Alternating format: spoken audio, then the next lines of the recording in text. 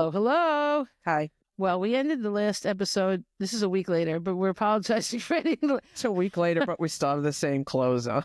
Well, in some states it's a week later. In some states it's the next moment. I hit the button to end the recording without saying goodbye, so we apologize. Oh, bye. Hello. Hi. I don't know what happened, but I didn't get like 5 seconds into what I was trying to talk about last time. So we'll continue it. We were talking about, what is it called? The lack of critical thinking, the decline of critical thinking in society. So this is part 2. Okay. But I do first, and hopefully it won't get too tangented, but I have to talk about, this happened a while ago, but it is worth discussing still. Little X. Oh, I was like, who's Little X? But yes, I got it. They're calling X Elon's son. We talked about his name. Yes. I don't know what to say about that still, but when they call him Little X, it's kind of fun. It's like a little badass. He's wearing his little, what is he wearing? Like a little mohair suit. Really? He's wearing a camel, one of those camel, what are they called? Camel tooth coat. On a little kid? Isn't he a little kid? And not only that, but he was inside the Oval Office, but he didn't take it. Nobody took his coat off him. Little X was wearing a camel tooth coat. I think that's what they're called. Camel's hair coat. Oh, I don't know. Well, I don't even know if that's what it's called, but like when they're tan and they're like thick wool. Isn't this a little kid? Oh, he's Little X. And okay, the funniest thing, I didn't even know this the last time, but I was watching more videos about him. Oh my God. So Little X said some things that were hard to pick up, but people did pick them up. I will say this is very interesting on TikTok. Oh, goody. What did he say? He looked at Trump, said a couple of things. The first time he said, "You just shut your mouth." It's about time somebody said that. Basically growling at him. And then he said to him, "You're not the president. You just get out of here." What a smart little kid. Well, How old is that kid? 4. Where do you think he's getting that from exactly? He's getting that from Musk, who Oh, yeah. clearly thinks he's the president. And he could be right because Donald Trump said nothing. Oh, yeah. That's the only time I've ever seen him be perfectly quiet. He does seem to get like that with Elon Musk. Yeah, because he knows a lot of reasons. Honestly, a lot of people are saying that Musk knew how to mess with those computers. Yeah, maybe. Could be. When I see Teslas, it's like a bull seeing a red cape. I just want to ram those Teslas. I can't stand them. I hope everybody in California, everybody had a Tesla. I think because that's exaggeration, but many people had Teslas, and I think it's the price of gas was so unreasonable in California. It was like $2 more a gallon than it was here, right? I remember that. Yeah. And what? Because I was so shocked. But the oil is near there. Yeah, I don't know. And someone said, well, it's because they know the supply and demand. So there was some rationalization. Apparently, the idea was that they get ripped off because they know they need it. Yeah. Well, it's like bullshit. Gas in Manhattan is like $2 more than it is here. How is it? I just went the other day there. There should be regulations about this. Because there's a gas station like very, very infrequently in Manhattan. Well, okay, that's true. And you're really at their mercy. But but here or in California, there were a lot of them. I just think, why don't they have gouging laws about that? I don't know. I was very surprised when I went to visit you that the gas was so high. It was ridiculous. My car was a hybrid. Yeah. But that, well, I guess it worked on the streets. On the highway, that doesn't even work. The hybrid thing, I think, works on the streets. I don't know. It did make the sound that I liked, like an angel sound. Oh. Like a humming. Listen, I finally got a car with a backup camera. So that's a win for me. No, your car is good. It's good. If you knew my car history, this is like... You were like, oh my God, you had some messed up cars. Oh my God, I got new license plates. Oh, what do they say? LVE. LVE? Something. Oh, I thought you meant like vanity. No. I want vanity. I did too, but I just decided to settle because I emailed motor vehicles pictures of LVE. Now you have love. You used to have evil. If your license plates are messed up, they'll give you new ones, and you don't have to pay for them as long as you change the number. If you want the same number, you have to pay. Right. But I was like, I don't really care. Oh, interesting. But I liked your evil. EVL. Yeah, but that was like 12 cars ago. Evil and love. It all comes around. Yeah, this is the longest I've had a car, I think. Is it? Maybe not. It's been 2 years. One's a lot. Oh, that Saturn without the front. Remember, I had that one for a long time. When I'd go to work, this one guy would sing 1877 cars. Wow. They wouldn't even want your car. You're being a dick, but at least you're funny. I'll accept that. So I thought that was funny about little. That is funny. My God, that's crazy. And I will give a quick update about the Karen Reed trial. Also, they had the judge looked so pissed, so angry, and I would be too, I guess. She found out that the defense said they had an impartial expert, which means that they didn't hire them. It was someone just impartial. I have to be honest with you. I don't know who that is. What is that? We talked about this today. What is it? It's the woman they said ran her boyfriend over in the Oh, yeah. long to die. Okay, I just didn't know her. Remember, and you were talking about being in the bars with the PBA cards? Yeah. Yes. PBA cards. No, now I remember. I just didn't know her name. Right. Karen Reed. Well, it's an easy name, Read. We like that name. And Karen, Karen. Well, Karen. That name has such a bad rap now. That's a problem. But I think she has a lot of support. But this time was I don't know who did this. But the prosecution, it's always like, let me run and tell mommy what you did. They tell on each other. The prosecution found out that there was a bill for $23,000 something to the supposedly impartial person. Oh, really? That the prosecution, that the defense had to pay. Clearly, they're not impartial. Oh, They're still supposed to tell. They're supposed to tell the truth. But if you're paying them, you know that you're only paying them because you found someone that'll give the opinion you want. So the judge was like, she was like so angry. She was like, I don't even know what to say. Like, I'm ending this hearing now. So you, in 1 week, will have an explanation of what you did. Oh my God, that's like talking to a child. When you're so done with your kids. And when I first started yelling, I'm like, oh, she must be yelling at the prosecution because I'm always like, they're bad. But no, it was the defense. Damn. It was bad. Yeah, that's bad. The really important decision is that the jury found her. They had a hung jury, but they did reach an agreement. And the murder 2 charge, they said not guilty, but they didn't put it in the writing of the thing, of the reading of the. They were told not to. They were given wrong instructions. So because it really could have. Mm-hmm. You can have a partial verdict and then have that only try on the rest. But they didn't do that. So now, apparently on March 8th, they're going to announce that if they're going to allow her to be, not tried on murder 2 again. Wow. That's a really, I don't know. It's crazy. It's a crazy story. It is crazy. I do feel bad for the guy, but I do think his friends killed him. They said that his injuries are consistent with a dog attack. Yeah. But the dog got moved out of town. No one can find the dog. Is the dog in witness protection? It must have been really important to protect this dog if they let a guy die out in the snow. Oh my God. Some people really love their dogs. I don't know. If he attacked them, maybe he had a reason. Yeah, maybe. I don't know. We shall see. The trial should be interesting. Something to look forward to. Okay. Last time we were talking about critical thinking. And didn't even get through the definition. I got through where I was. Didn't you? No. I was talking about, you don't know what I had more. We talked about the 2. It said that you need to have a rigorous commitment to overcome egocentrism, sociocentrism. Yeah, I remember that. So I did the ego one, but I never did the socio one. Okay. Wait, that's not right. Well, that's weird. But the second part, it doesn't have. The second part is ethnocentrism. I don't know why it says sociocentrism, but I thought it's. But then ethnocentrism. What I want to talk about is ethnocentrism. Okay, because it means to apply one's own culture or ethnicity as a frame of reference to judge other cultures, practices, behaviors, beliefs, and people instead of using standards of the particular culture involved. So in other words, you're not respecting what their belief system is at all, and you're just applying it to your own and you're judging them. And that is once again, welcome to America. That's what I'm saying. It's so important right now maybe people will just start thinking about this. Like we have to think about everybody, not just ourselves through our own framework. Again, I am grateful that I was raised without really a tribe, for lack of another word.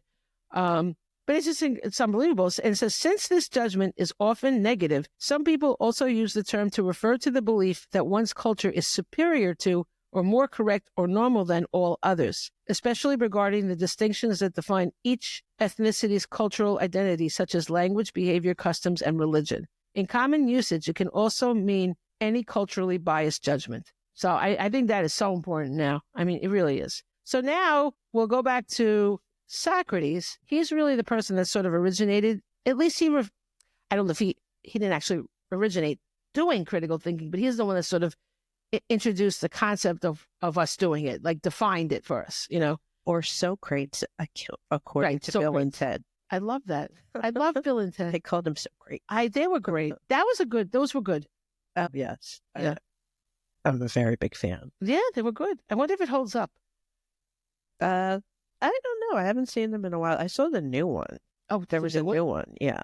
Were they both in it? Yeah. You're kidding. Yeah. Oh my God. Was like a couple of years ago, maybe a year or two. What's his name was in it? Keanu Reeves. Yeah. Wow. Was it good? I'm not sure it was good, but I liked it. Well, was it like in the same vein? Yeah, it's a little silly. Well, that is silly. Yeah. I don't know. When I really like something, I'll hang in there. No, I won't. But I like their bogus adventure. Right? Yeah. The Bill and Ted's Excellent Adventure, then Bill and Ted's Bogus. Yeah. Wild Stallions. I don't remember that. That's what their band name was. Oh, right. I liked it when, I guess it was in this first one when Napoleon Bonaparte ate the ice cream sundae. Ziggy Piggy, Ziggy Piggy. It was good. Okay. So Socrates established the unreliability of authority. What's that?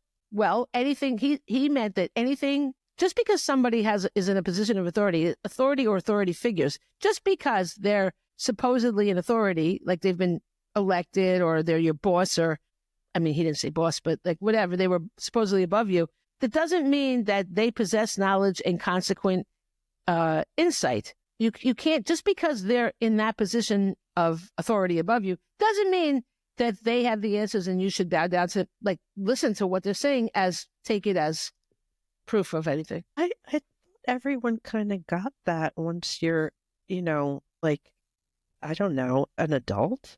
Really? Well, okay. Well, I think you should get that, by the time you're 18. You don't get okay. No, I don't think so. I think people still bow down to authority. Like, first of all, especially, let's look at religion, right? They're not going to be like, they're not going to question their priest, right? Maybe it's just me. I just assume that people. No, it is just you. Well, I mean, the situation we're in right now, people just assume that just because somebody, you know what it is? A lot of times someone in authority, also if they have wealth and you think, oh, they have the answers because they're rich or whatever. That happens so much. But it makes no sense. No, it doesn't. And Socrates was the one that said it. And I will say they put him to death. If that makes sense.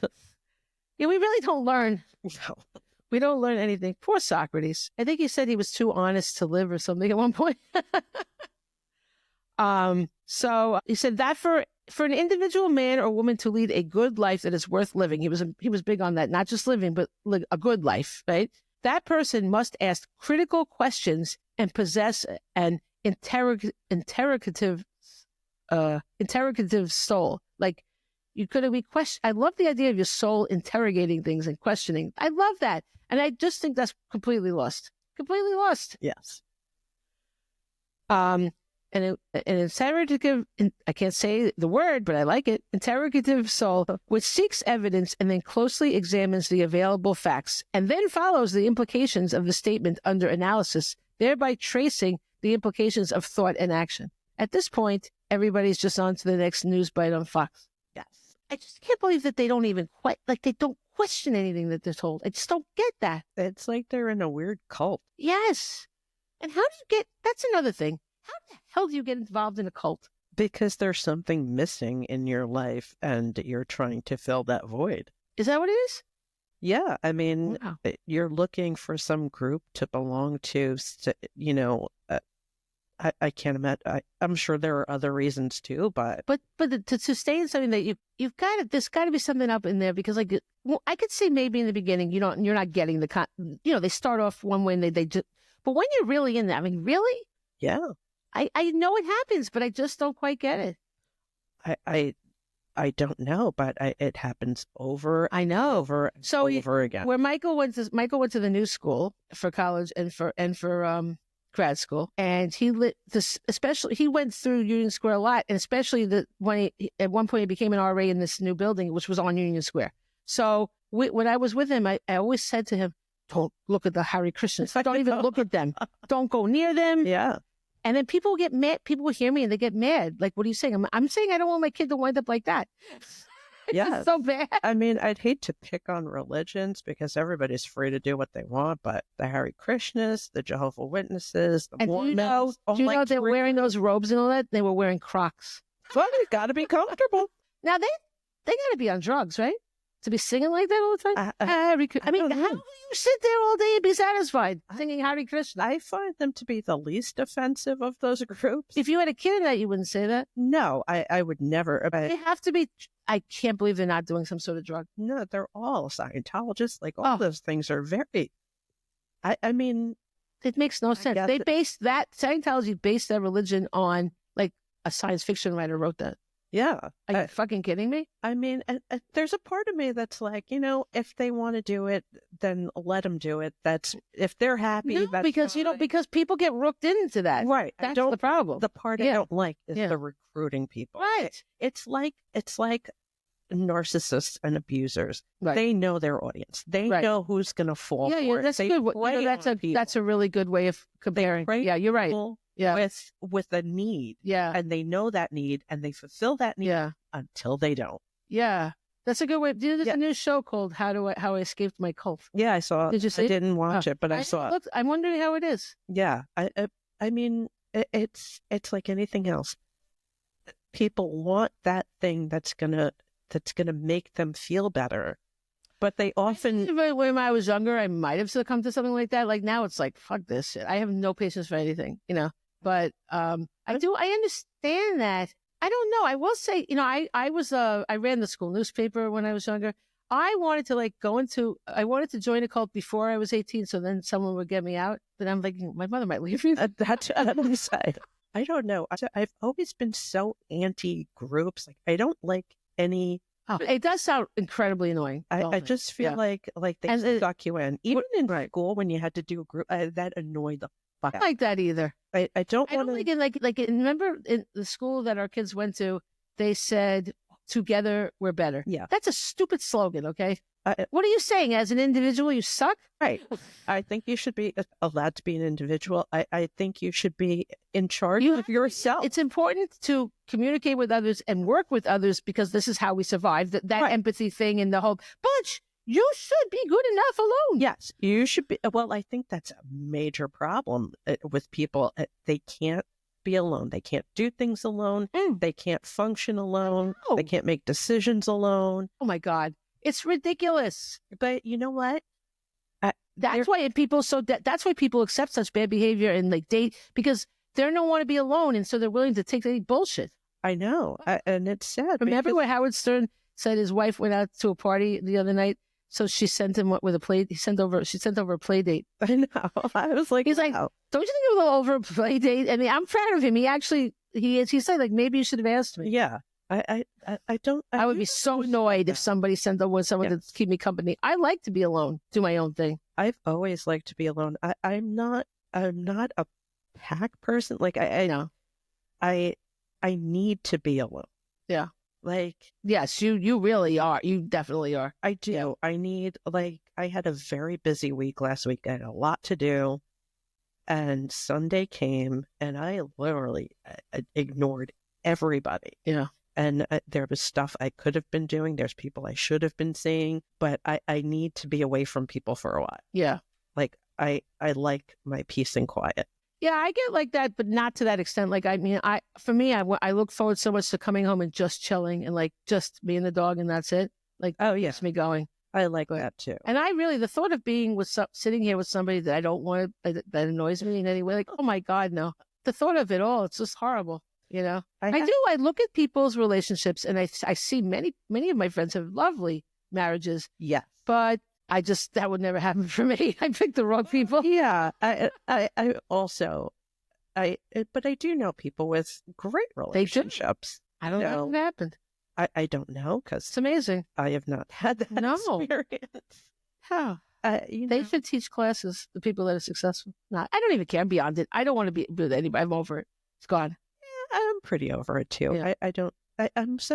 I know people say this all the time, but I am very set in my ways. I like my life the way it is. I have a friend that said she wouldn't mind getting married if they could have houses next to each other. Yeah, I'm so with you.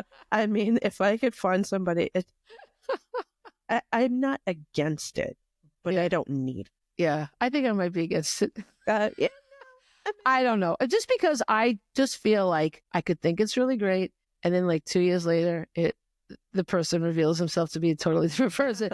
Maybe it's just all the Dateline. I don't know what it is, but I for some reason, for all my critical thinking, I don't see when someone is bullshitting me, like not admit like that situation. Yes, I could see it in other times, but I want to believe them. I want to believe the best in them. See, I don't lie in relationships, so I can't understand why anybody would lie to me. Oh, see, I'm the opposite. I assume you're lying until I am. Well, now I would. And remember how I went off to that guy that wanted to date you at that bar? He's like, I'm going to take her on a plane. I'm like, yeah, prove it. Do it. And he's like, I want to do this. Words are cheap, dude. Let's see it. And I was like, okay. Yeah, you were like, I was ridiculous. I was like, whatever. I knew he was full of shit. Yeah, he was definitely full of shit. These bar guys suck. Oh, my God. I picked up food outside this dive bar, and these people are staying there, and they're all smoking and saying the dumbest shit you ever heard. And I'm like, what a waste. It's just, and then they're yelling at each other because they're drunk. Like, I'm like, I don't understand dive bars either. Oh, I used to be a big. I know you were. Well, mostly because they'd let you smoke still. Oh, they can't do that now. No, I guess not. Yeah. But there were bars left after the smoking ban. And they did? That would let you smoke. Oh, I don't think they do that anymore because they can get big trouble. But, I mean, I went to this bar. We were in Philadelphia. My son and Reem, his fiance at the time, they were, because she went to the University of Philadelphia. So, and she brought her parents, and we were like, just check. I'd been there for the, I knew Philadelphia somewhat anyway. I'd been there many times, but I'd been there for her graduation. But her parents had been not in this country, so both of them had not been here. So they were exploring and everything. And we went to this. Her mother and I just like to drink some wine. You know what I mean? So we go to this bar, and it was dark, it was dank, and we were like, "What is this place?" Especially her, because she's like, Yeah. And we go in there and we order wine, and first the guy's like, "You need ID?" We're like, "What?" He goes, "You got to have ID." We're like, both of us didn't have any ID. So then we had to get our purses from the car or whatever. So that was weird, number one. But then the guy's like, "We only have one kind of wine." We're like, "What?" It's like, the guy's like, "This is a dive bar." We're like, yeah, dive I don't think, it doesn't say dive bar on it. It's a miracle they had one wine. He said he bought it specifically because one customer likes to drink it. He told me her name. Yeah. But I don't understand dive bar. Why do you want to be a dive bar? What is a dive bar? You know what? Because there's no nonsense in a dive bar. You usually don't have to worry about bullshit. You don't have to worry about crazy music. You don't have to worry about kids coming in. Oh, I'm sure. Because most young people, I hate saying young people because I'm old. Those whippersnappers. But, they want to go to trendier places. So you don't have to worry as much about that shit. Could there be something in between? Because I would like some places of wine, but I really don't. Trendy places piss me off because I don't need to spend $20 on a glass of wine. Okay, that's absurd. I agree. And then they give you like this much, but a dive bar is very divey. Oh, I like it. Well, they did bring in food though. Yeah, that was nice. Yeah, they will. But they do have a kitchen. But when the kitchen's closed, they'll let you bring it. Yeah. But yeah, I mean, you can go. By the way, I got pizza. There was a place where they got cheesesteaks. Now, of course, I don't eat meat. Oh. No, Even if I did, I wouldn't eat a cheese. But so they had pizza. So I asked if it could have spinach on it. Where were you? What do you mean? At the dive bar? No. Across the street, the place with the they were all getting cheesesteaks, but I wasn't going to get a cheesesteaks. Reem ordered a pizza. I was like, "Can I have spinach?" Let me tell you, that was the best thing I've ever eaten. Really? I don't know what they did to it. It was so delicious. The spinach with the cheese. I mean, I don't like to cook it all. Like, I cook my basic things. But that I would try to learn how to do because it was so friggin' good. I put spinach in everything. Yeah, but it didn't taste like they just put spinach. Like they did something with that spinach. Put the spinach in them. Probably put it with bacon or something. Doesn't it piss you off when they put meat stuff into vegetarian things? Yes. I don't know why they do that. Like I don't know. You can't get anything. It's very tricky. Yeah. Anything. Yeah, you have to ask. Yeah, you do, because they don't tell you. Oh no, they don't tell you. They're like, you should have known. What do you mean? What do you mean you don't eat meat? Yeah. Oh, I hate when people they go, well, what do you eat? I know. Like the other And then million stop and things. think about it. Like, what do I eat? By the way, there's a new vegan restaurant in Long Beach that looks really good. It smells delicious. Oh, okay, We we'll have gotta to go try there. that. Yeah. And it was reasonably priced. It wasn't anything crazy. It was nice little atmosphere. Yeah. Cool. I think it'll be good. Okay, we'll definitely do that. Yeah. So Oh my anyway, God. what time is it now? What are we doing? Well, people like when we ramble. Well, we'll be talking crowd critical thinking for the next 6 weeks. Really? Maybe at this rate. I don't know. Let's see. All right. Do you know about Socratic questioning? No. Well, that is something that You're a Socratic oath. that's different too, though. Okay. What's out? Oh, I think that has to do with. Does that have to do with doctors? I don't know. Because I just felt like I had heard that before. yeah, there definitely is one. Okay, so No, that's a Hippocratic oath, but there is a Socratic. Hippocratic is the one where they first do no harm. I think. Okay. I think I'll have to look the other one up. there is one. Okay. Anyway, go ahead. It's an educational method that it involves. It's very funny because Plato explained all this. Apparently, Plato was writing everything down because he was observing as Socrates went on trial and was murdered. Oh my. Yeah. He was like, "What not to do?" Yes. It focuses on discovering answers by asking questions of students. So, in other words, you know how people lecture you and they tell you this is how it is, but instead they pose questions to the students and the students reason their own answers. Now, isn't that great? Yeah, I like that. It's amazing. Yeah. And they do that a lot of times in like very good colleges, but this is a completely lost thing in a lot of. I think they need to do it younger. I went to a shitty college, but I had this one professor that did that, and I really liked that about him. Do it somewhere, but Yeah. it's more standard. He was just a really good professor. I think they should do that with little kids. Oh yeah. This is what, see, my problem, don't wait for higher education to do the things that we should be brought up with that. And that's the way they will be asking their own questions. They'll be always questioning. That's what they need. I agree. You know, my friend is A.S. King. She writes young adult and middle grade books. And she likes to have A.S. King because then it sounds like asking. It's always asking. I think it's vital. Let's see. In this manner of teaching, it's so weird. It says Plato explains. In this manner of teaching, the teacher assumes an ignorant mindset in order to compel the student to assume the highest level of knowledge.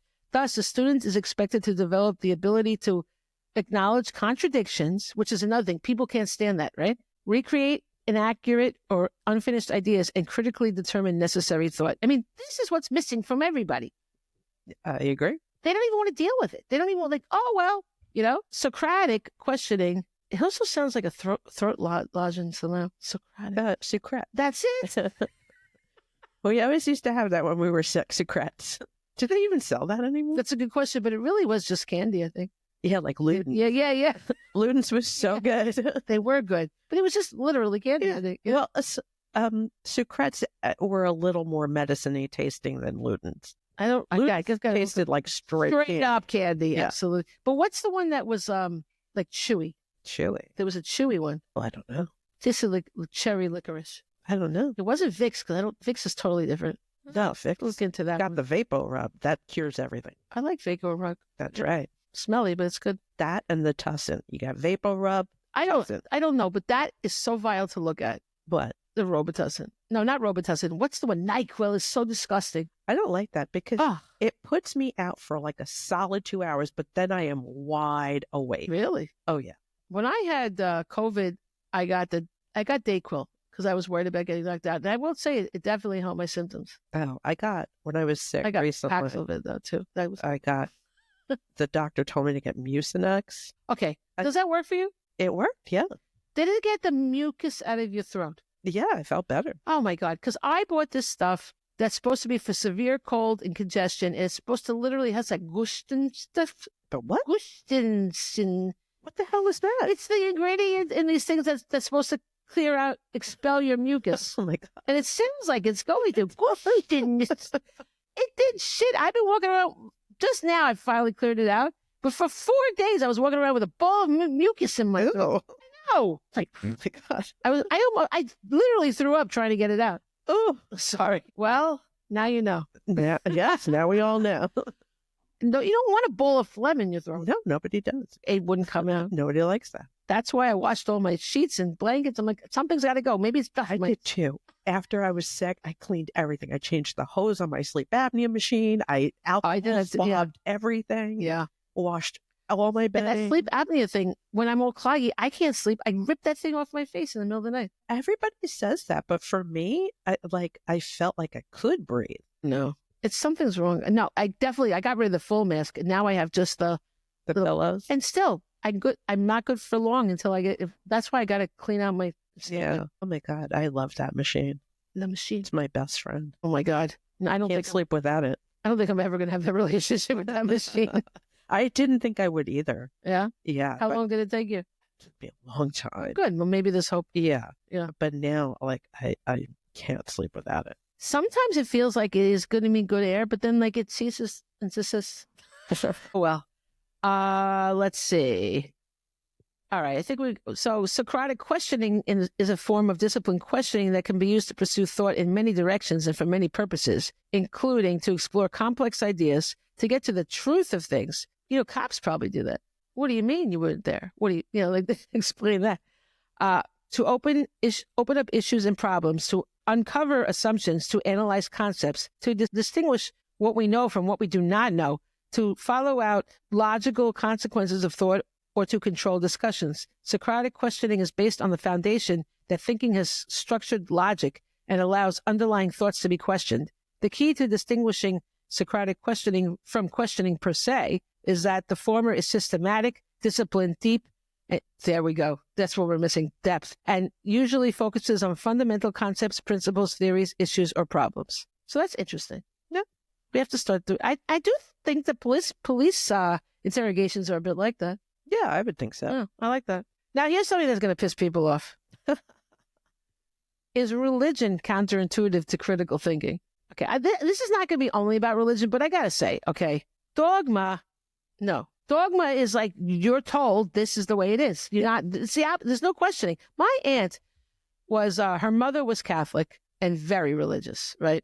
Yeah, my grandmother was too. Yeah, and so my aunt went for one of those things, communion or confirmation. I'm not sure which one. And she was talking to the priest. Like, I think it was like a prep session, right? So she said to the priest, I understand the Father and I understand the Son, but can you explain the Holy Ghost? And he threw her out. Really? That was it. I was hoping you'd have an answer because I have no idea what that is. Well, I don't know. I know that people say the Father, Son, and the Holy Ghost, and they do the cross thing, which I don't know which side you're supposed to do. I don't get it. But I don't know what the Holy Ghost is. I was teaching Writing to the Sky, and he was writing this whole book about God, and the Holy Ghost was like his ex-wife. That's interesting. I mean, God's ex-wife. Yeah. Oh, yeah. I thought you meant his ex-wife. I'm like, wow, that's an interesting take. On the other hand, God's ex-wife. Did God have an ex-wife? Yeah, and they were having sex the whole time. Oh, my. Yeah. But no, I don't think it happened in the Bible. But this guy also said that God, in his book, said that he was not actually the father of Jesus. He just thought he was going to be cool. Like, it seemed like he could be someone that could spread the word. Oh. But then in the book, Jesus was not cool. He was a friggin' simpleton. Oh, no. I don't even know what was good. Jesus. Yeah. Jesus Christ. Also, apparently Jesus was a womanizer. Did you know that? Aren't they all? I mean, like, all the great men, even Martin Luther King was a wonderful man, but he was a womanizer. They wanted him, they were trying to get him to commit suicide because they were going to expose his womanizing. Can you imagine? Yeah. I mean, he obviously shouldn't have done that, but. No, there's so many men who were great otherwise. And I mean, look, I know this is ridiculous to compare this, but you know how Dave Grohl cheated on his wife. I was so upset about that. Right, because you think that he's just not like the other. He just seemed like the sweetest guy. Seemed like such a great guy. A little like Jesus. I love Dave Grohl. Love it. I liked him too. But I just, that one really. Is he still married now? I don't know. I don't even want to read about it. It just makes me sad. It is sad how the mighty have fallen. But I'm like, he is a rock star. So is it really that far-fetched? What does that mean? You have to do that if you're a rock star? No, but most of them do. Even Bon Jovi cheated on his wife. He did? Yeah. Against Dorothea? Yes. Her voice, her voice sounds like, who's that woman with the you knew and you wanted to talk to me about it? Her voice is the same. When did he do that? A long time ago when he was on tour all the time. Yeah. You didn't know that? No. I mean, I know. He's another one of those guys who you think is this sweet, wonderful guy. And I guess they are, but they can't keep it in their pants. That's terrible. Well, I guess she forgave him. I guess so. They're still together. They've been married a long time. Couples get over it. Like I know a couple. Do they? Because, yeah, but then if the guy does it again, I mean, how many times are you going to forgive? I know this couple, and this man cheated on this woman for a long time. The woman even came to her house, caused a scene, and they are together to this day. Wow. And I'm like, I would have fucked him up. I don't know. I just feel like I don't know how you could trust them again, you know? I don't think you can. I don't know. I'm very black and white about people who cheat. I just, you know what? That's, you know, you have a contract with somebody. If somebody screwed you on a financial contract, right, you'd be done with them, right? Right, yeah. So this is, marriage is a contract. That's right. That's a good way of putting it. And also, I mean, and if they've sought if they really didn't respect the contract one time, they're not going to respect it again. Well, just like Rachel says in Friends, once a cheater, always a cheater. Cheating, they were on a break. That's ridiculous. Okay. And plus, I think her mother said that. Well, yeah, her mother was a real winner. By the way, this is episode 28. Last week was 27. I don't think we said it was. Oh my God, I get so much mail. You and I were talking about crime shows a couple of weeks ago, and my friend was texting me. Remember? I'm sure you don't. But we were talking about the shows, like on Sunday night, they had those shows. They had Columbo, and then they had McCloud, and then they had this husband and wife. And she was yelling. She said, I'm yelling at the McMillan and wife. Right. And then we talked. Then you said something about is it the one with the bird? And I said, no, that's Beretta. And she said that's Beretta. So then I texted her. I said, I started thinking about that song. What does it mean when they say, keep your eye on the sparrow when the going gets narrow? What does that mean? I don't even know that. Okay, yes, you do. Don't do the crime if you can't do the time. Oh, no, don't do it. Yeah. Don't go to bed with no price on your head. You know it. Okay. And then they go. I guess I just don't know that line. And keep your eye on the sparrow when the going gets narrow. They just needed something to rhyme with narrow. What's the sparrow? I don't know. Is it like is that like when you're in the coal mine and they send the sparrow down there? The canary in the coal mine. Doesn't even work. That's mean anyway. It's not nice. Killing the canary. But what does it mean, keep your eye on the sparrow when the going gets narrow? I need to know. I don't know. Maybe she knows. She didn't answer. Oh, she didn't answer. She loved it, but she had no answer. Gay, tell me. I like that. Listen, you need to tell us these things. I love that she told you that. I'm gonna Google this. Okay. Do you think there'll be an answer? Just like I'll Google the Socratic. You know we're both gonna forget, right? I just want to know. Like, it really bothers me. Okay, you look for your thing. I'm gonna. I don't find now. If I just found the other thing. Just found what? The stuff you were looking for? Yeah, I found it on my phone. I can't do the tab thing right now. Okay, so we're going back to the religious thing. Some research suggests that in certain situations, particularly when religious beliefs are held dogmatically, religion can be seen as a potential threat to critical thinking, as it may discourage questioning or evaluating beliefs based on evidence, potentially leading to reliance on faith over reason. However, it is important to note that not all religious practices or individuals necessarily hinder critical thinking, and many religions encourage intellectual engagement and reflection on beliefs. I'm sorry, I got distracted with me. You found it? Yes. What? It means to maintain focus on something seemingly small or insignificant, as it is a metaphor for trusting that even the smallest details are being watched over by a higher power. I love that. It turns out the Beretta has some great meaning to it. When the going gets narrow, so that means like you can't see, it's very tight, and you got to keep your eye on the sparrow. Holy cow. There's an answer. That's right. Remember when John Lennon was criticizing Paul McCartney? He goes, I really don't know what he's talking about when he says, let it be. What did I say? Socratic what? Oath. Oh, maybe I was wrong. My voice is going. Oh, no, that's Hippocratic. I was wrong. There is no Socratic oath? No. I thought there was one too. There's a Socratic method, seminary questioning. Hippocratic oath. Yeah, wow. Don't be a hypocrite. I am dumb as dirt. I thought don't say that. we've heard people dumb as dirt, and you are not them. Okay. Yeah, that's true. So I really love that there's an answer to that. I have to print that out. Religion. A booger's coming in. Wait. It's an interesting thing to say.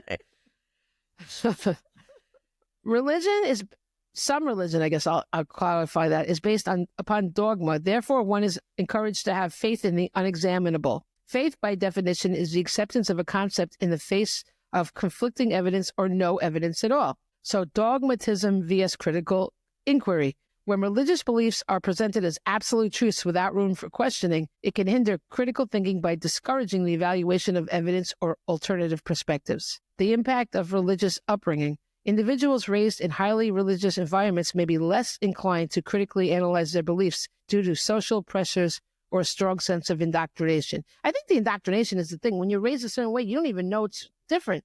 Like my mother always made me sit in the back seat, and I sat in that damn back seat until I was like high school, okay? Yeah. I thought that's what you do. Oh. Well, that's all you do. Think about it. I guess. Well, then my friends were like, well, once in a while I had a friend. And they're like, what are you doing? Oh my God, my parents had me in the front seat from when I could remember. They had the big bench seat. There was no seatbelt nonsense. Oh my. It's just, no, I had to the sit Wild back. West. Oh dear. Wild West. No, I had to sit. So that's an example of indoctrination. Like you don't know any different when that's the way you're raised. That's what I'm saying. I guess that's true. Yeah. I don't know. I think I was raised in a kind of, I like we didn't have that kind of stuff. It wasn't like like everybody I knew in my family was like a free thinker. Nobody was, really?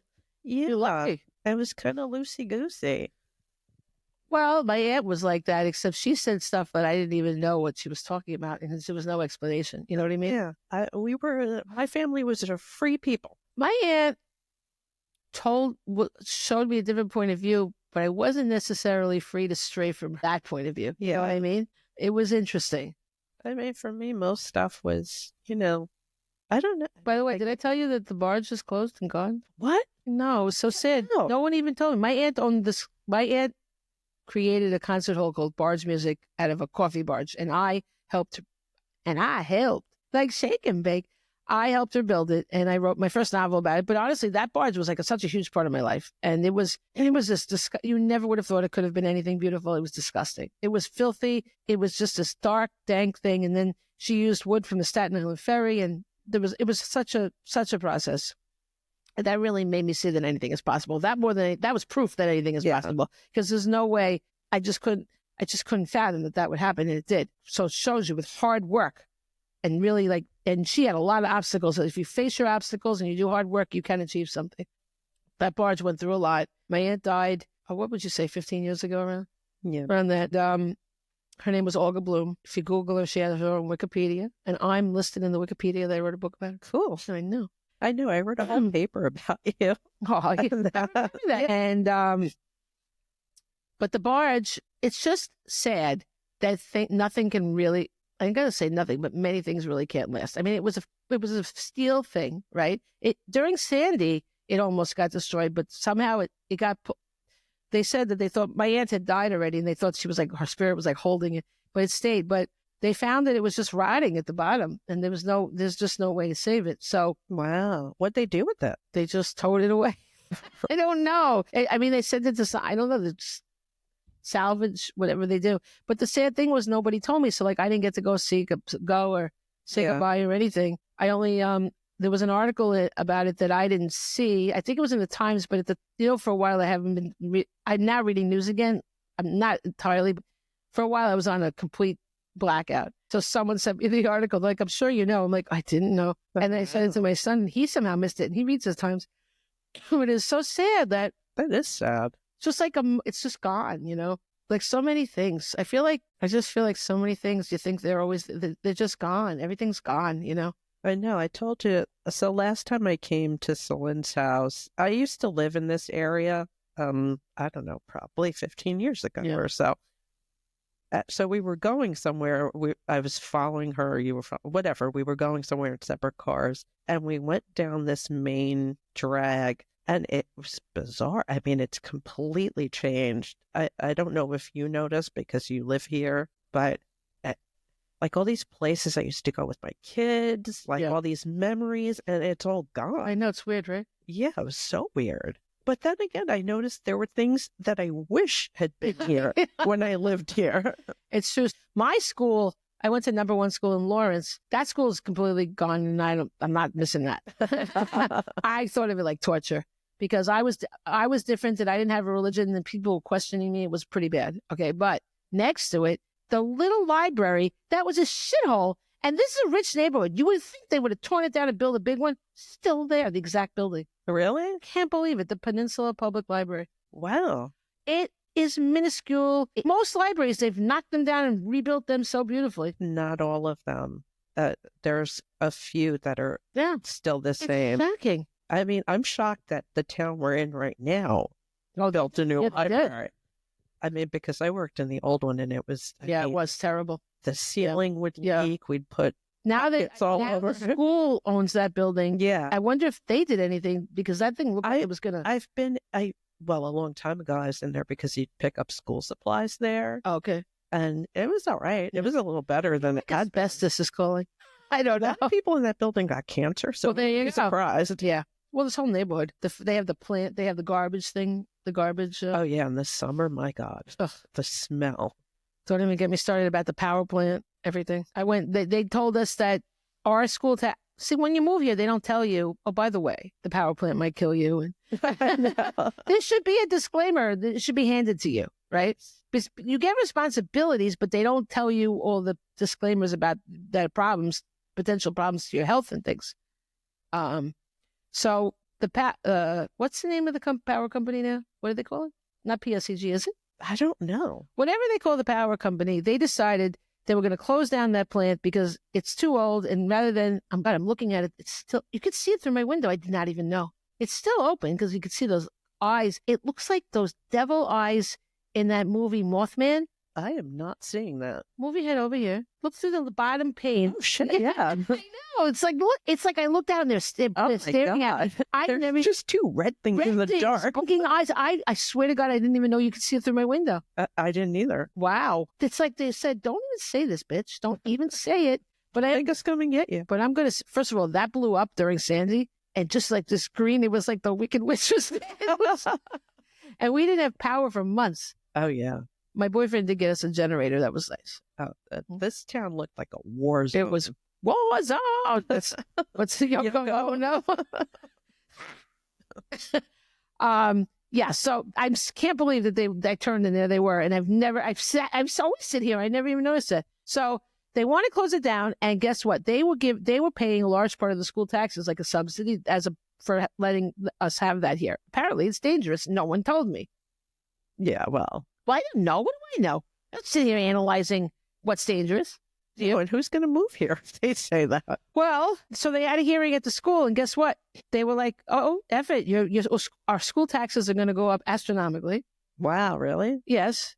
And it's just nothing. And so they had a meeting. They have these meetings, and they let you talk, but nobody's listening, right? Oh, yeah. You can see that they're all like, la, la, la. Like, and the woman that ran Nassau County executive, right? At the time, Laura Kern. Yeah.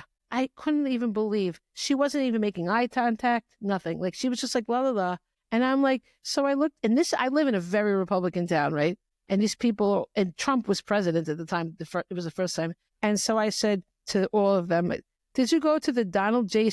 Trump School of Empathy? And everybody in the audience laughed. They know that the man they love has no empathy. What is that? Oh, yeah. They took my name. I don't know if they put it in the paper, but they liked what they said. But all these people did not care. And I will repeat it. Like, I don't even call myself a Democrat. I'm definitely not a libertarian. And now I'm writing a book about a certain time when Democrats sucked big time. I mean, I don't know what they do right now. Like, all I can say is you can't just say Republicans suck and Democrats don't, because it's not true. And I'm sure there's probably really lovely Republicans, but just not this particular regime.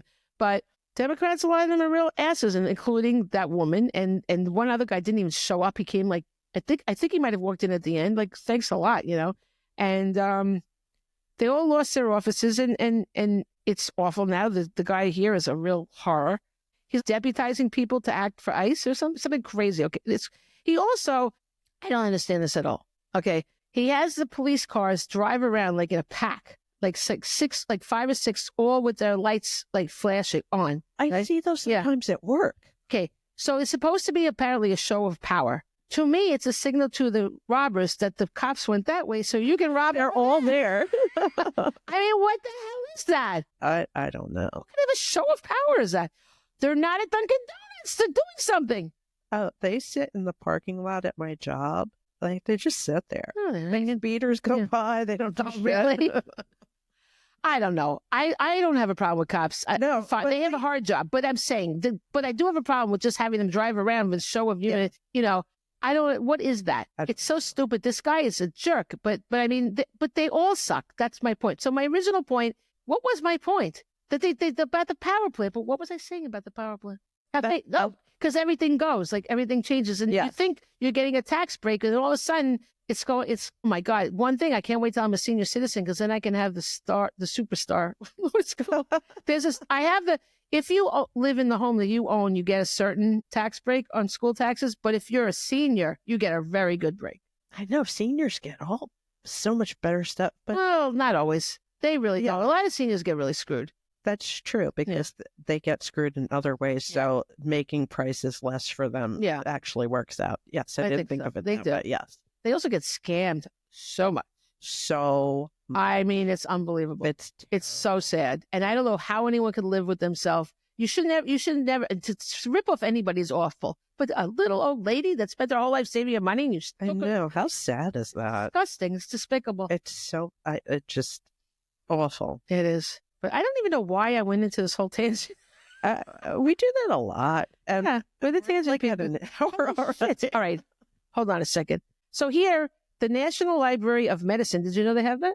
Nope. It's at the National Center for Biotechnology Information. Says there is a negative relationship between reasoning and religiosity. I like that word. Makes it sound like some sort of pasta. It is well established that religiosity correlates inversely with intelligence. I didn't write this. A prominent hypothesis states that this correlation reflects behavioral biases toward intuitive problem solving. The relationship between religiosity and intelligence has been an important topic amongst scientists and the public for some time. They list a lot of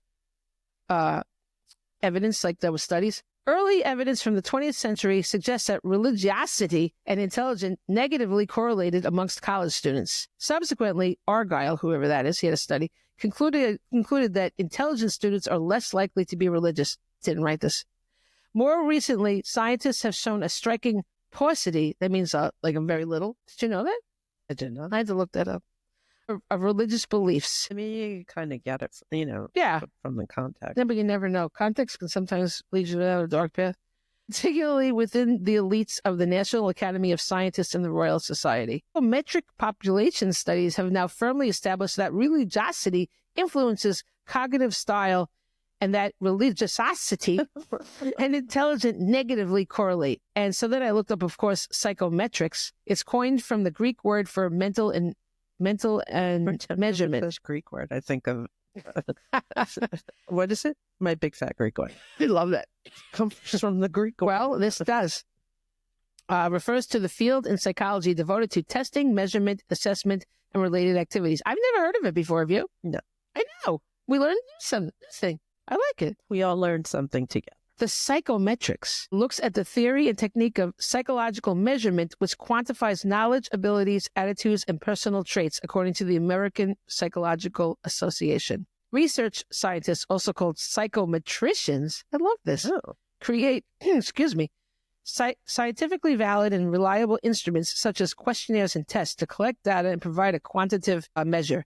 And they use this a lot for hiring people. Okay, so in other words, so a lot of people are really into this, and then some people just ignoring the whole thing, as usual. James Davis has a BA in psychology of human connection with emphasis on semantics. I like that. He answered the question, why don't many people use critical thinking skills when it comes to examining religious beliefs? And he said, many people substitute emotion for thinking in religious matters. I think that's interesting. This is partly because most of humanity is emotionally polarized, and the mind, by comparison, is relatively undeveloped or unused. Emotions, for most, are the line of least resistance, and thinking would be going against the grain of instinctual nature, which really puts us in a bad light. Our instinct is not to think.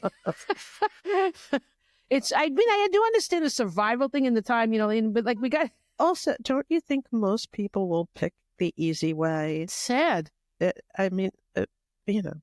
think, just act. Others do have a developed mind, but believe application of it to religious matters is not appropriate, sensing that religion is, in whole or part, a matter of the heart and not the head. Oh my God. That makes a lot of sense. I mean, you're believing in something that you literally have no evidence exists. Yeah. It's just, when I talk about all the things that I have experienced regarding Casey, all right? And I'm a person, I was raised without religion, but I do believe in God, and it's not nice.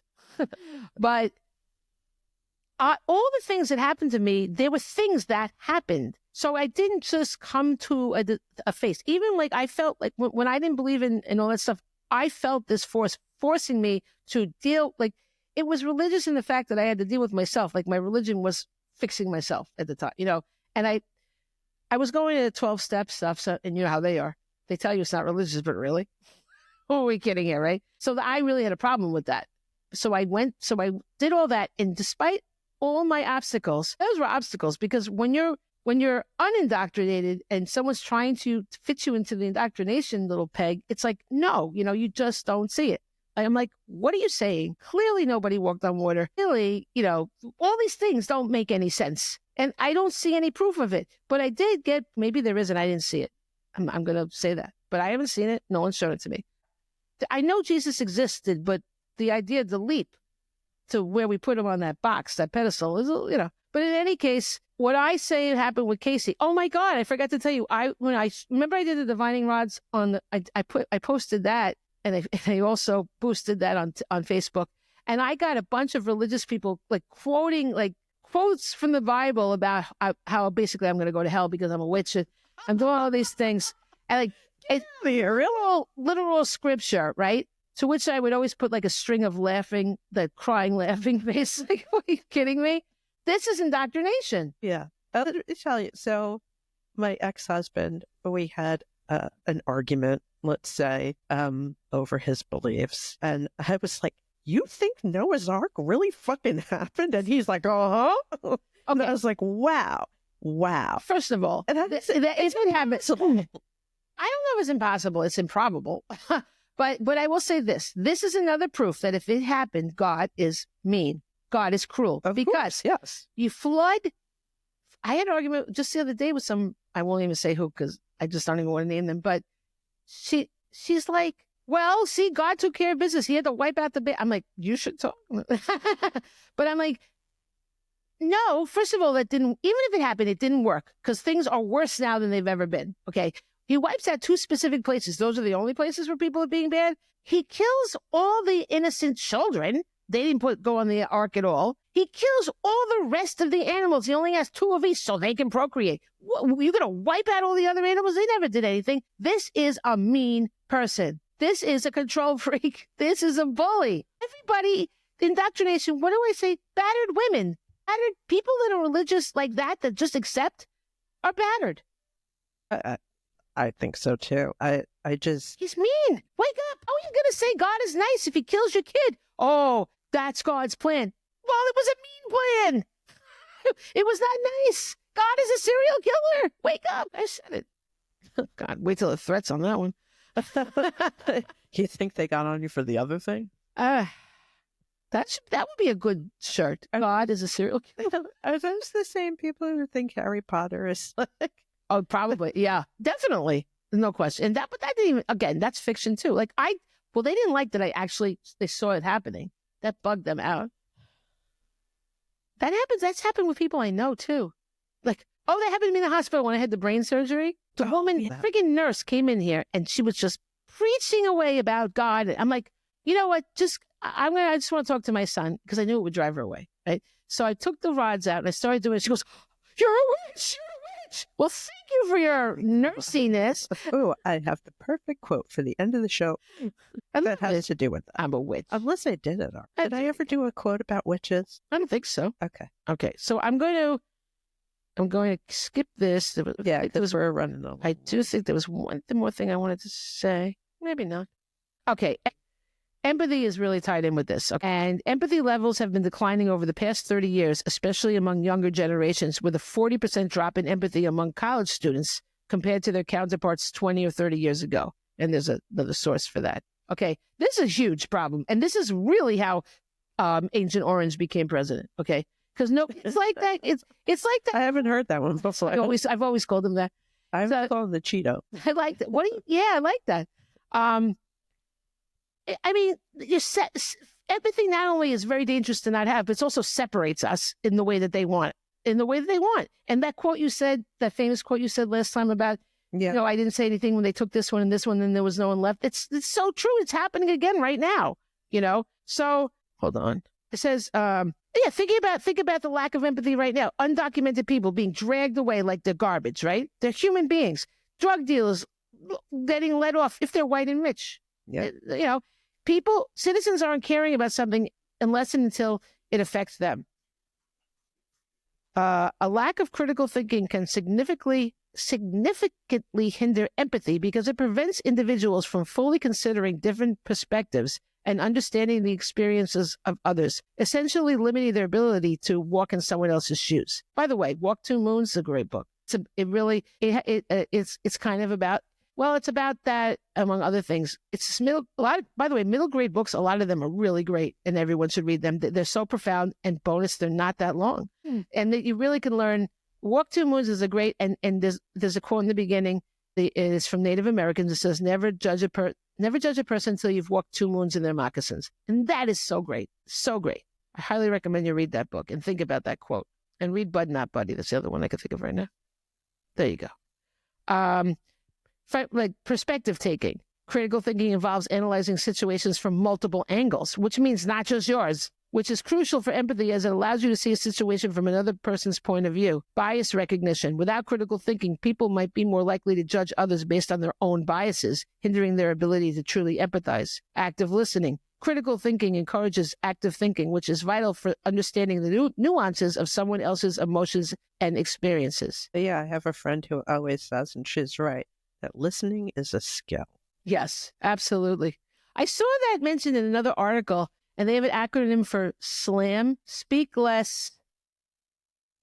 That doesn't work. Wait, SLAM. The idea is to speak less and listen more. Yeah. That doesn't work with that. So I don't know. I obviously got it wrong, but it's true. Stop speaking so much but listen to the other people. Listening is a skill, and people just don't, like little kids. You know how they have their hand up and they're not even listening to the other stuff because they just want to get their point out? We have to go beyond that, So empathy requires cognitive effort. While emotional empathy is important, cognitive empathy, understanding someone's perspectives, not just empathizing, but also understanding, relies heavily on critical thinking skills. Misinformation and prejudice. Lack of critical thinking can lead to accepting misinformation, and perpetuating harmful stereotypes, further reducing empathy. And returning to what Socrates said, authority and authority figures are unreliable. I always questioned authority. I even had a question authority button when I was in high school. There was a thing back then. I was an independent thinker because I was too independent alone. I spoke about this, but I always told my kids to question authority. But however, I had something different. I never told them to confront it. I told them to just be respectful and walk away and come home and tell me. I remember Michael came home and said something to me that was ludicrous that the principal had said. I know you'll find it hard to believe, knowing what a wonderful gem she was. And I said, listen, Michael, I think he had said something to her and he got in trouble. I said, don't do that because you cannot change this. Okay. This is a system that their position of authority for right or for wrong. That's the way it is. You can't do anything about it. Just know in your heart that just because this person is an authority figure doesn't make them right. Come home and tell me. And that's what he always used to do. He would always come home and tell me. And Casey did it too. And I think that's very important for us to tell our children. Because when you start lashing out, you're just going to be labeled trouble. And that's a lot of times free thinkers are labeled trouble and they get into trouble and they wind up in bad circumstances, and it also messes with their head when they're young. They start to believe the trouble, right? So I think a large part of it is not just, yes, be an independent thinker, but you don't challenge what you can't win. Pick your battles. I think it's really important. And Michael is so good at that. I'm so proud of him. Casey, too. Casey was amazing with that. He would say in the funniest way, and he would say things to them like they didn't even get they were being like knocked, So the end thing I want to say is they fired a bunch of the IRS, which is questionable. I don't know. I don't want anybody losing their jobs, right? But it's just ridiculous how nobody saw this coming. When he said he was going to do horror, someone put in the comments, gee, I voted for an idiot and he's doing idiotic things. I wonder how that happened, right? So this fired IRS employee thought someone with Trump's business acumen would be thoughtful at fixing the government's problems. Wow, really? So in other words, he used no critical thinking. He didn't bother looking into that acumen. The man, he's Mr. Bankruptcy, okay? And this guy worked for the IRS. He should have critical thinking, right? And he thought that Trump will definitely fix the government. First of all, the government is not a business. It requires different acumen even if you have it, okay? But I think the most alarming reason critical thinking is in the decline is because the government views it as a threat. Just look at how they're destroying the education department. It's been decimated. They want sheep. They want people who will accept their facts without questioning them. Tearing down the educational system is probably the single most dangerous thing that is happening because our children's education is in trouble. And anybody that's not in the upper class doesn't have the money to send the kids to the private schools. Those are outrageously priced. Outrageously priced, okay? It reminds me of Prince Edward County, Barbara Johns. Remember when they did, well, I don't remember, I wasn't born, but I have a book coming out about the Brown versus Board of Education. And one of the people was this girl, Barbara Johns, who put a student strike and got, and to get them to, it was one of the cases that wound up being part of Brown versus Board leading to the desegregation of schools. Well, that particular county just closed all the schools. And they opened private places for the white kids. And there was no, I think it was a long time, over 5 years, there was no education for anybody that wasn't white in that county. And Robert Kennedy said a really amazing thing about it. It's going to be in the book, you'll see. Just wait. But in any case, this is happening again, okay? Learn from the past. I don't know what to say because it's already happening. The guys voted for it. I really don't know what we can do except maybe we can bond together and provide critical thinking skills and education for kids free of charge. Like maybe people can band together and do. I'm really not sure. I don't have the answer, but I'm telling you this is happening. It's disgusting. Getting rid of education is absolutely destroying our society. It's the most dangerous thing they can do because what are these kids going to do? What are they going to do? They're not going to know. We can't.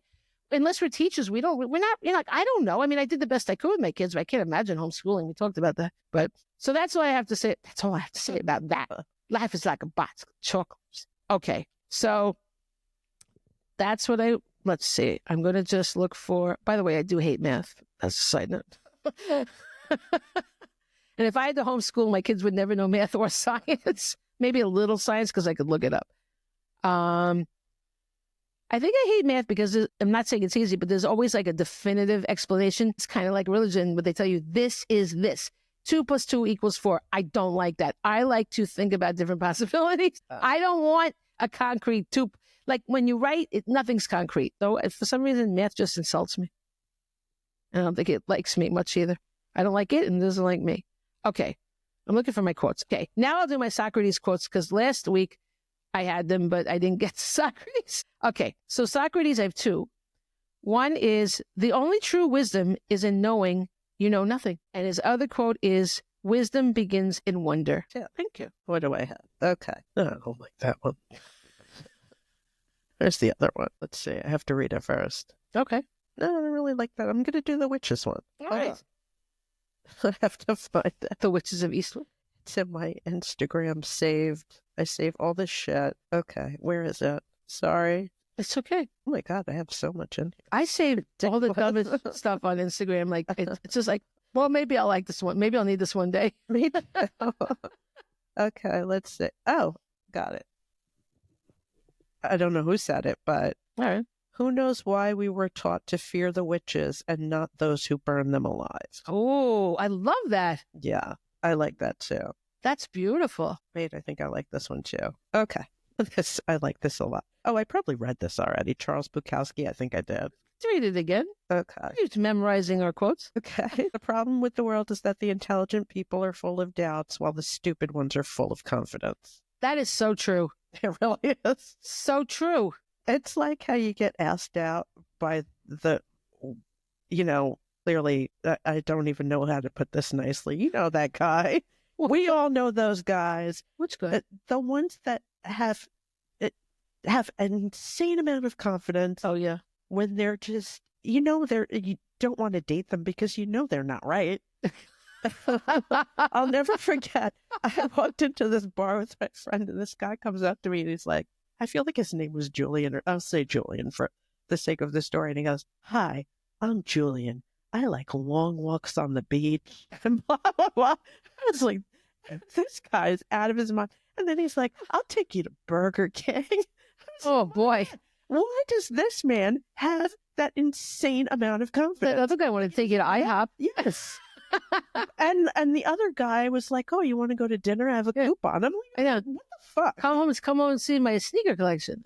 Yes. Same guy as the IHOP. Yes. Oh, he was quite something and stuff like that. Said and stuff like that. Dirt. He was a sweet guy, but really, they are so filled with this confidence for no reason. Yeah. How does it happen? And you're like, you have nothing to offer. How are you so confident? They don't know. Are they just dumb? They must be. Are they just unaware? They think they're the greatest. I don't know what happened. I don't understand. But it's like that in all things. Like people that really are smart and have potential are terrified of doing something. They don't think they're worthy of it, this and that. Yeah. People that are mediocre and lower than mediocre, do it. So, all right. Well, this was a long one too. Well, I will edit it, but I don't know how much. Okay. I'll say it again. Good for you for hanging in. Thank you so we much. Appreciate We it. do love you. Tell your friends. Tell everybody. Spread it out. Go to the dive bars and pass out our information. Yeah. Did we talk about it on this episode? I think so. I don't even know. It all blends. All right. Well, what do I say? I don't even know what I say. I say au revoir. I'll say bye. I don't know. No, you say, good day. Yeah. Okay, bye. Bye.